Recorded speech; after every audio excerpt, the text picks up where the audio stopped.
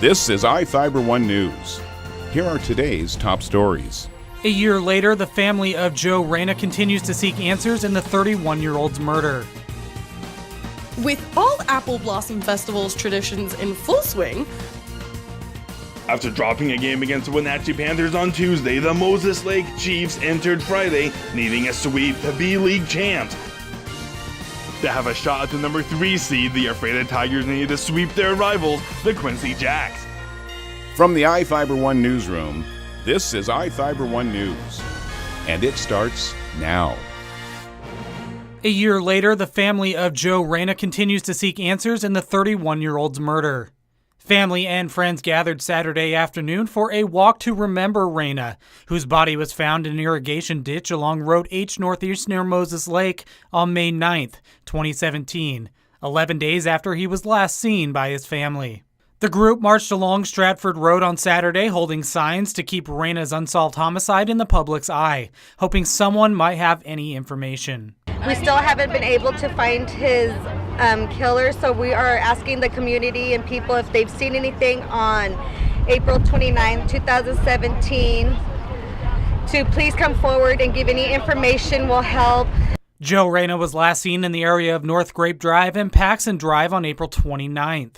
His body was found May 9th, and the Grant County Coroner's Office concluded Reyna died from multiple gunshot wounds to his torso.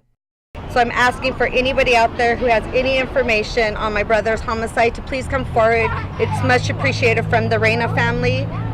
Grant County Sheriff's Office officials say the case remains an active investigation, but no arrests have been made. Anyone with information is asked to contact the Sheriff's Office at 509-762-1160. This is Joe Utter for iFIBER 1 News. This segment is brought to you by Maytag and the family Pooch have a lot in common. Both are loyal, both aim to please, and both are tenacious dish cleaners. But only one can sanitize.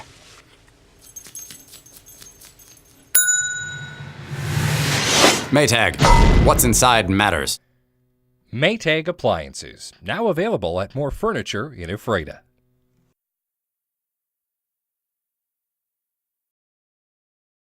with all Apple Blossom Festival's traditions in full swing, the Memorial Park Food Festival remains as one of the most delicious traditions of all.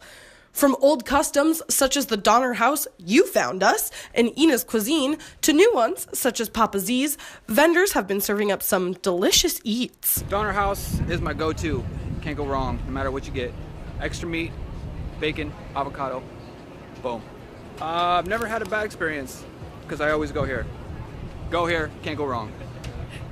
You Found Us says they've been running the same booth for over 20 years at the festival, serving Bohm's hand-dipped ice cream bars, chocolate-dipped frozen bananas, root beer floats, and waffle cones. We love it over here. We're from the west side, Linden, Washington, but always look forward to coming over here for the sunshine and all the great people that live around here. It's wonderful. Papa Z's is run by the Zimmermans, who are from Plain, Washington. They're usually open for business at all summer and winter events in Leavenworth, but this is their first year for the Apple Blossom.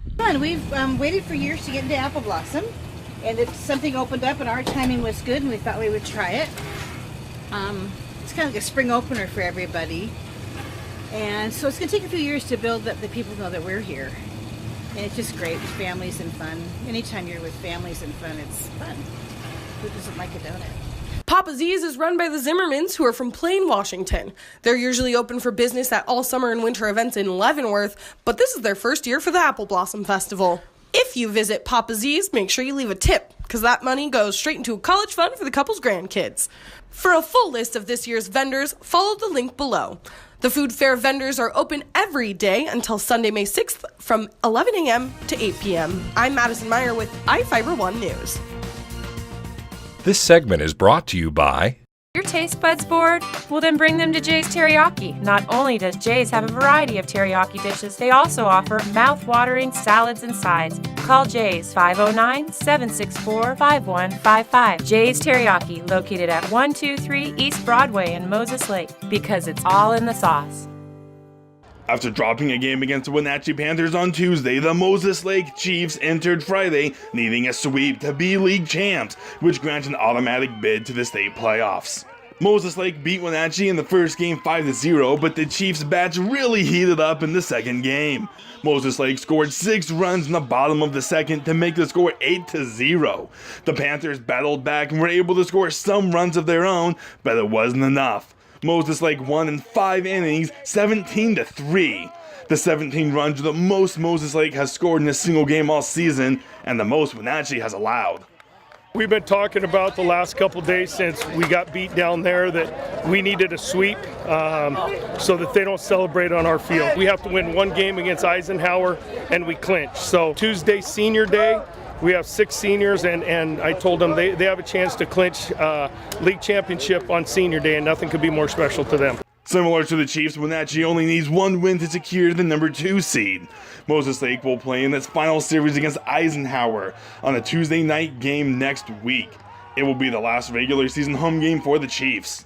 Wenatchee will finish against Eastmont Tuesday at Eastmont's home field, with the final 2 games being at Wenatchee's home field.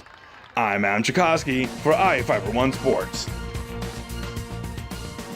To have a shot at the number 3 seed, the Ephrata Tigers need to sweep their rivals, the Quincy Jacks. Quincy had a rough season but picked things up late, winning 4 of their last 5 games leading into the series.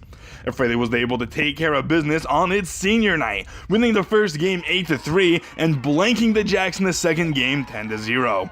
Sophomore pitcher Bo Hesse was pulled up from JV earlier this season. Today he pitched only his 3rd game as a varsity player and he threw a perfect game. Sophomore? Yep. Have you ever before pitched a perfect game? Never, no. Your first one? Yep. Like even in little league? Yep, never. Feels pretty good, like especially because they're our rivals, so it feels good to beat them. And, yeah. Senior Zach Berryman was happy to finish his last regular season games with some wins. Feels good. Last year they took one from us, so this year we got a little revenge on them and swept pretty good. East Valley hung on against Ellensburg to keep the number 3 seed, making the Tigers the number 4 seed. Ephrata will host Prosser in the first round of districts next Wednesday at 4:30 p.m. Last time these 2 teams met was in Ephrata, and the Tigers swept Prosser. I'm Adam Chikoski for iFIBER 1 Sports. This is iFIBER 1 News. For more information on these stories and other news, visit us online at iFiber1.com or check us out on Facebook.